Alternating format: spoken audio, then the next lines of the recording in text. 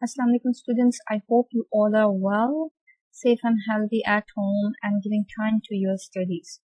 Well, dear students, today I'm here with another important topic which is literature of Restoration Age, which starts from 1660 till 1700. So let's talk about this topic in today's class. Basically, in previous class, you were taught about the age of Milton and the literature in the age of the Milton, Puritan age. So in today's class, we will talk about another age which starts after the Puritan age, which is called the Restoration age, and we will talk about the literature of the Restoration period and the important literary figures. Well, dear students, in previous class, I told you that after the Elizabethan Queen Elizabeth's death, James I, who was the relative of Queen Elizabeth, he came into power. He became the King of England. And this age is called the Jacobean age. And after the death of the James I, his son Charles I became the king. And he is called the Caroline. His age is called the Caroline age. And after his imprisonment and execution, the Commonwealth time came, interim period of Commonwealth. So this is basically called the Puritan age, which we have discussed in the previous class, right? And in previous class, I also told you that in 1660, Charles II, who was the son of the Charles I, at the time of the execution of Charles I, the Charles II went to France. So in 1660, he came back from France to England and he became the king. So the monarchy is restored. That's why this age is called the Restoration age. And after Charles II, the James II came into power. He is the brother of Charles II. His period starts from 1685 and ends in 1688. So this is the Restoration period, and in today's class we will talk about this age, the important characteristics and the literature and literary figures of this age. So let me tell you the important events of the Restoration age. First of all, basically there are three historical events which influenced the life and literature of this age. Dear students, keep this point in your mind. The Restoration age is also called the age of Dryden, because John Dryden was a literary figure. He has written a lot of work in poetry, prose at that time. So the Restoration age is also called the age of Dryden. So there were three historical events. First of all, the restoration of Charles II to the English throne in 1660. And the second, the religious and political controversies and popish plot. I'll explain these points later on in this lecture.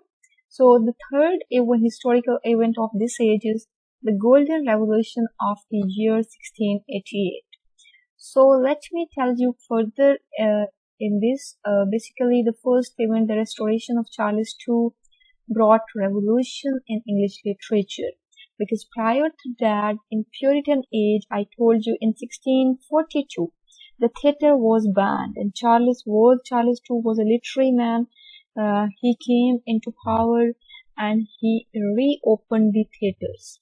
So the Puritan regime of Oliver Cromwell had been too severe.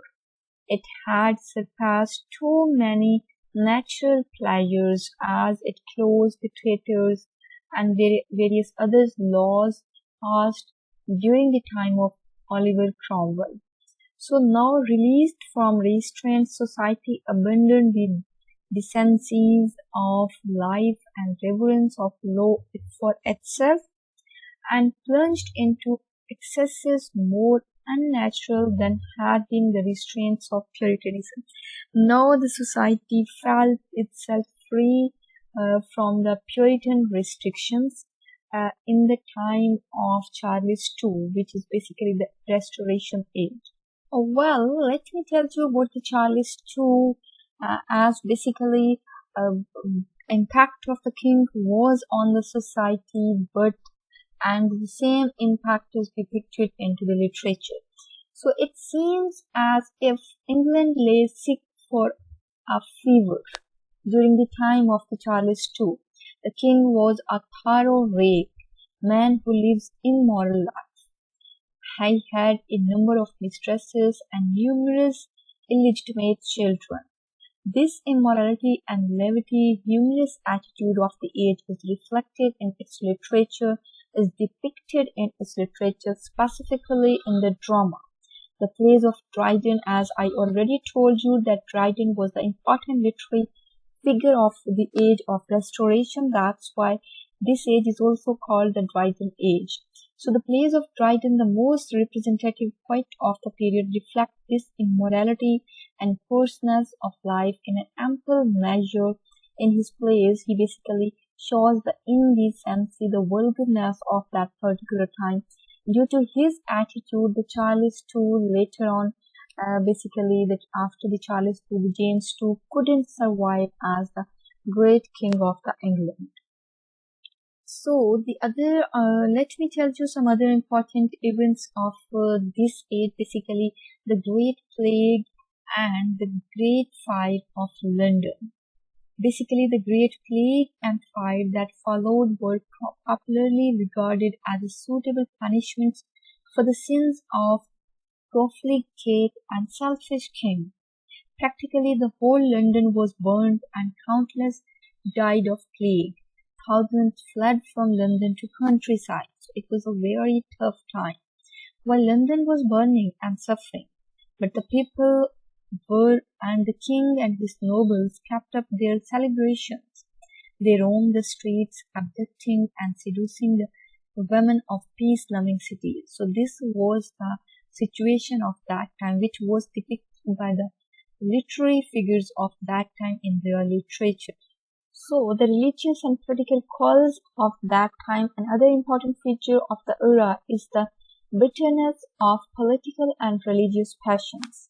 The age witnessed the rise of the two political parties. Basically, there emerged two political parties, the Whigs and the Tories.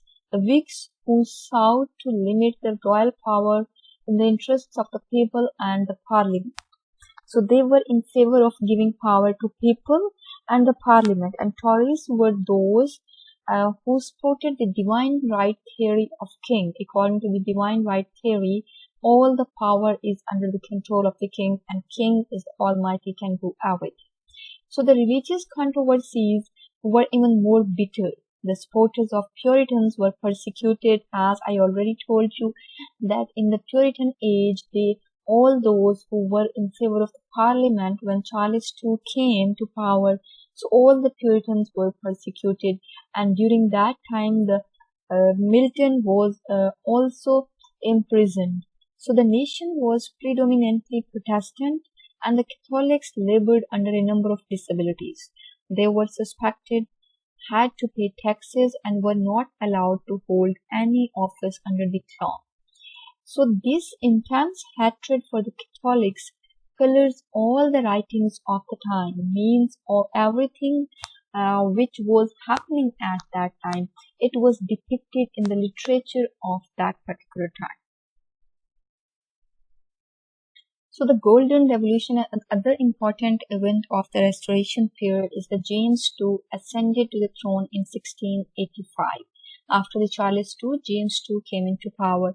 By various intrigues and underhand means, he tried to establish Catholicism in the country. By his misrule, he made himself entirely unpopular within 4 years. The nation as a whole rose against him, because James II was also not a good king.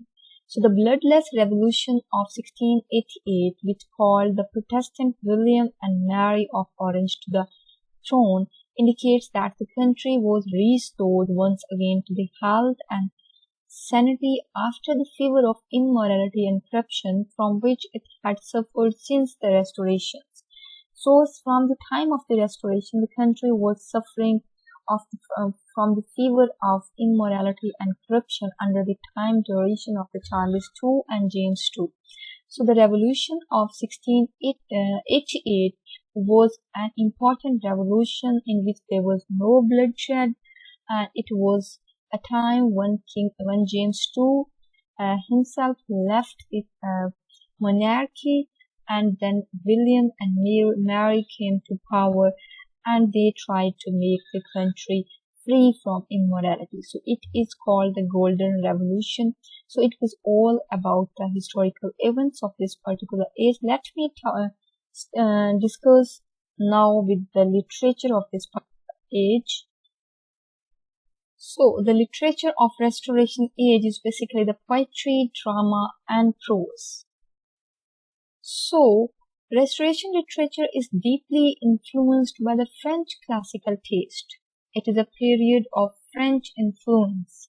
It's the time when there was a great influence of French on the literature of that time. So the general characteristics of the literature of that particular time is that the tendency to vulgar realism in the drama.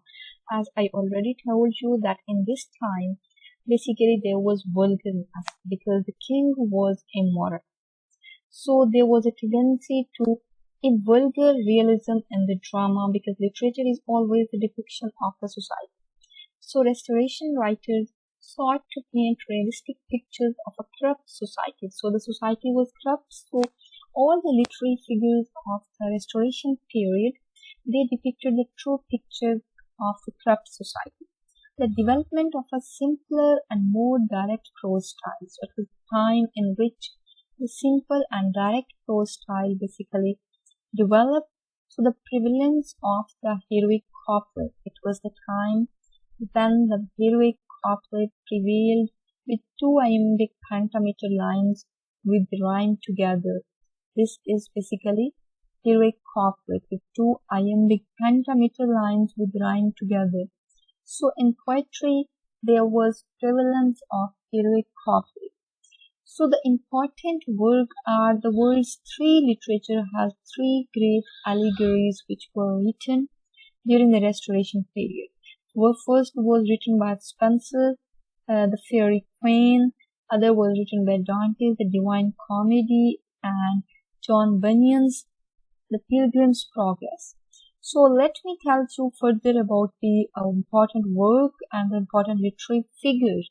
So these were basically the characteristics of this period, the important characteristics of the literature on which there was influence of the French. The most important literary figure of this age was John Dryden, because when we talk about the poetry, so there is most important poetry written by John Dryden in the Restoration age. So that's why this age is also called the Dryden age. So he was an English poet, literary critic, translator, playwright, and poet laureate of this age. Let me tell you a little bit about the early life and education about the John Dryden. He basically born in Northamptonshire, England on 9 August 1634. So in 1644, he went to Westminster School where his headmaster was Dr. Richard. And in 1650, Dryden went up to Trinity College, Cambridge. He obtained his BA degree in 1654 and he received a classical education at Westminster School and Trinity College, Cambridge. So as a poet, basically after John Donne and John Milton, John Dryden was the greatest English poet of the 17th century because the Puritan age and Augustan age are the two ages of 17th century. Whenever we talk about the literature of 17th century, it can be divided into two important ages, the Restoration Puritan age and then Restoration age, which is called the age of Dryden, and Puritan age is also called the age of Milton. So after John Donne and John Milton, Dryden was the greatest English poet of the 17th century. He published his first important poem, Heroic Stanzas, in 1659. It was a eulogy on Cromwell's death So in 1660, Dryden celebrated the restoration of the monarchy and the return of the Charles II with astraea. He was in favor of Charles II. That's why he celebrated his restoration in his work. So let me tell you about his work. He has written a very important poem, Annus Mirabilis, in 1667. This is basically, it commemorated 1665-1666, the year of the miracles of London Fire. As I already told you, the great event, one of the important historical event of the Restoration Age, which is considered a punishment against the sins of Charles II. So despite the poem's name, the year had been one of the great tragedy, including the Great Fire of London. Johnson has written that Dryden uses the term year of miracles for this period of time to suggest that events could have been worse. So it established him as the preeminent poet of his generation, and he was crucial in his attaining the posts of the poet laureate in 1686. So another important poem, a poetic work of that particular time, is Absalom and Achitophel, which is written by John Dryden in 1681. It is his most famous poetic political style. The poem is an allegory that uses the story of the rebellion of Absalom against the King David as the basis for discussion of the background to the Monmouth Rebellion in 1685. So every literature is the depiction of the time. Similarly, every poem and drama, whatever the literary work written at that time, was the depiction of that particular time. So Absalom and Achitophel was an important poetic work of John Dryden. So the Medal is another important work of John Dryden, which was written in 1682. So it was basically an attack on Shaftesbury and his followers. So the controlling fiction of the poem is the two sides of the medal, one with a portrait of Shaftesbury and the other with a portrait of the city of London. Basically, the complete literature was depicting the particular that time. So Max Lacknoy, which was written in 1682, is another mock heroic style which was written by John Dryden. It is a direct attack on Thomas Shadwell and other prominent poets of that time. So Dryden denies Shadwell the lineage as he has claimed to be a new son of Ben Jonson, whatever, because of his dedication to a comedy of humors. So it is another worse mock heroic style written by John Dryden. So Charles II basically died in 1685 and was succeeded by his Catholic brother James II, as I already told you. So within less than a year, Dryden and his two sons were converted to Catholicism. As a result, he was dismissed by William III, and Mary II in 1688 after he refused to swear an oath of allegiance, remaining loyal to James II. So then Thomas Shadwell succeeded him as a poet laureate, because prior to that he was a poet laureate. So another important literary work, poetic work of John Dryden is The Hind and the Panther, written in 1687. It's a poem in 3 parts. It is basically the longest poem of Dryden. So in this poem, Dryden basically celebrated his conversion to Roman Catholicism. Dryden has also written the famous odes, and along with this he has written other important works, and his important contribution in the literature is the heroic couplet.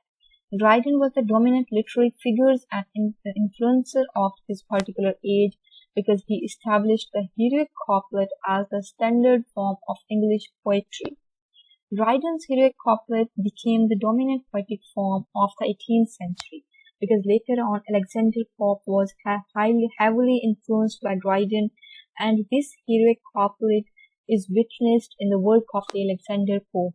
Keep it in your mind that Alexander Pope is considered the literary figure of the 18th century, and here we are talking about the Restoration age of 17th century.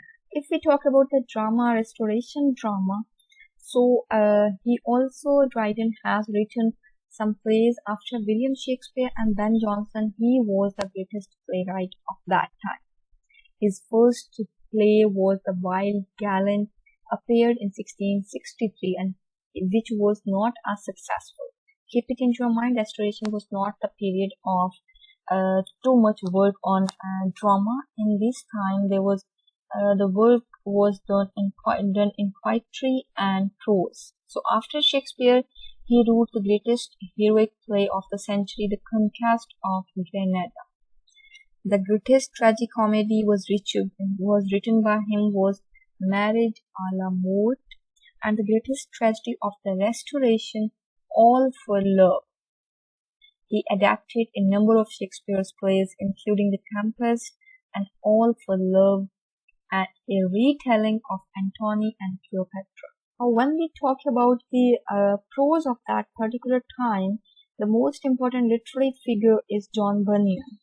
He born in 1628 and died in 1688. So he has written the most important work, which is basically allegory, which is the Pilgrim's Progress. And the concept of this prose is basically sin, despair, and faith are represented as people or as aspects of the natural world. It first appeals to the poets, second to the scholars, and third to the common religious people of every age condition. Religious man's search for salvation, and gives a truthful picture of English society, England of that particular time. So his most important work was Pilgrim's Progress. He has written in a biblical style, due to which it is very important. So it was about the prose of that particular time. So dear student, it's all about the Restoration period. As I already told you, it starts from 1660 and ends in 1688. It was a very short period in which the influence of Dryden is a lot, because he has written plays and poetry, and to some extent he was also a translator and a critic. So there was a development in the prose in this age, and Dryden has also written plays in this particular age. So it was all about the Restoration age. I have recommended you to read the book of B.A. Muller for further clarification. In case of any confusion, you can make contact and you can discuss with me in the WhatsApp group. We can discuss in the class discussion room too. So I hope all the points are clear. In case of confusion, I already told you to discuss with me. So dear student, it was all about the Restoration age and the important literary figures of Restoration age. In next class, I will come up with the literature of 18th century. Till then, take care. Allah.